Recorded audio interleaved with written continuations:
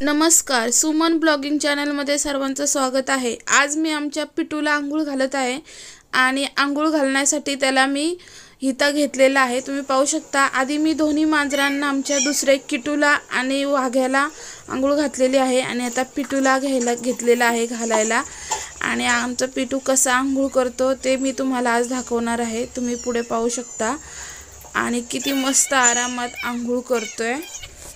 आणि आमच्या सगळ्या कॅटला आंघोळ करायला खूप आवडतं, बिलकुल त्रास देत नाहीत आंघोळ करताना वगैरे।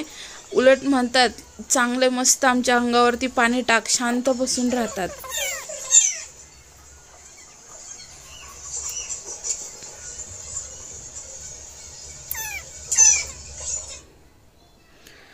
इथे मी आता ह्याला साबण लावून घेत आहे पूर्णपणे, नाही शॅम्पू लावते, सॉरी साबण नाही, शॅम्पू लावून घेते। आणि बघा कसं शांत बसलेला आहे।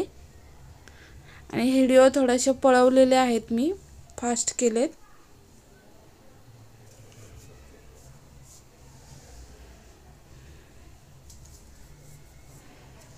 त्यांना पण आंघोळ करायला आवडतं। तसं तर आम्ही सारखं नाही घालत, 1 महिन्यातनं वगैरे घालतो, सारखं नाही घालत, कारण कॅटला सारखी आंघोळ घालायला आवडत नाही।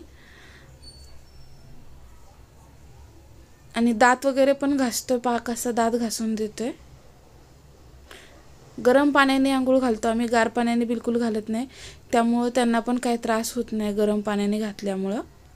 आणि त्यांना ती कॅबीजचा आजार झालेला आहे, म्हणजे सगळे अंगावरती चट्टे पॅचेस वगैरे पडायला लागलेत। ह्या पिटूच्या मानाचा एक गेलेला आहे चट्टा, ह्याला मानाला झालंय म्हणजे। आणि दुसरं किटूला आमच्या पूर्ण मानाला, खांद्यांना, डोक्याला पूर्ण सगळीकडे झालेला आहे। त्यामुळे आता त्यांना कसं स्वच्छतेची जास्त गरज आहे।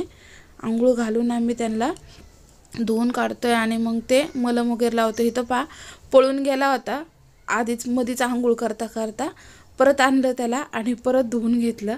थोडासा शॅम्पू त्याच्या अंगावर तसंच होता आणि तो पळून जातोय आणि जाऊन उन्हाला बसतोय। इथं बाहेर मस्त असं ऊन आहे,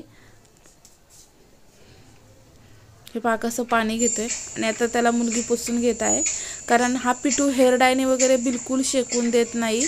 कारण ह्याला हेअर डाय जरी समोर आणला तरी घाबरून उड्या मारतो आणि आपल्याला नख मारतो, त्यामुळे ह्याला आम्ही हेअर डायने नाही शेकत, ह्याला टॉयलाने फक्त पुसून घेतो आणि उन्हाला ठेवतो, कारण ह्याला हेअर डायचं बिलकुल चालत नाही।